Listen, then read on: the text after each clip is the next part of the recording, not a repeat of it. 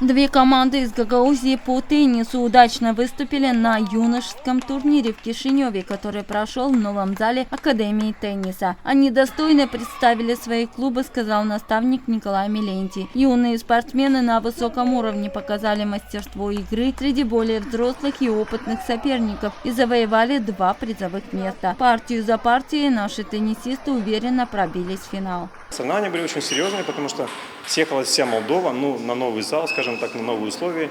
Все решили посмотреть, сыграть, себя попробовать.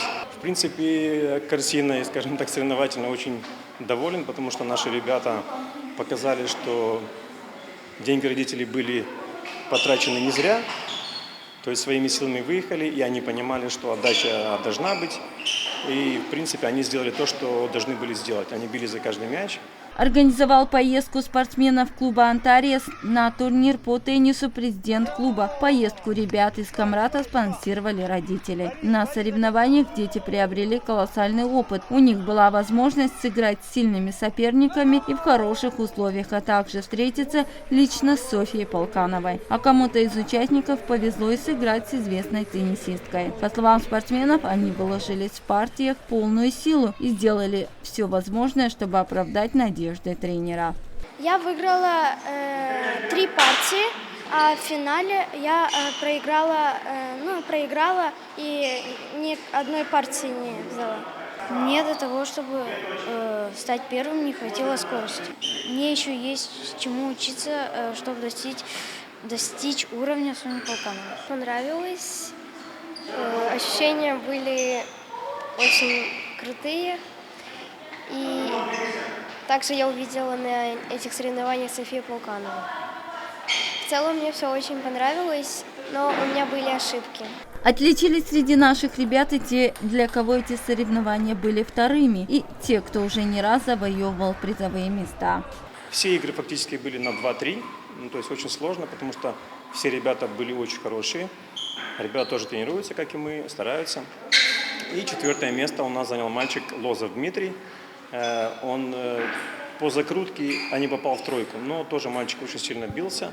Все на 3-2. Опять же, то есть вот Акацим Игорь и Лозов Дмитрий по мальчикам показали у нас лучший результат в категории от 2009 и моложе. В категории от 2009 и моложе девочки тоже было очень интересно. Интересно тем, что в одной группе были очень сильные 3 теннисистки, включая нашу Милентий Викторию. Показала мастер-класс и рассказала свою историю успеха в теннисе 3-кратная чемпионка Австрии, первая ракетка Европы Софья Полканова. Если честно, мне не очень верится, что я сегодня уже стою здесь.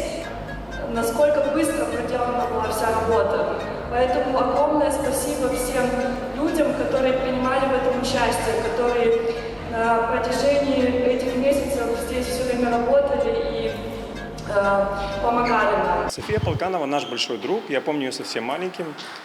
Мне приходилось даже ее спарринговать. Мы тренировались в одном зале. На сегодняшний день София Полканова является многократной чемпионкой Европы.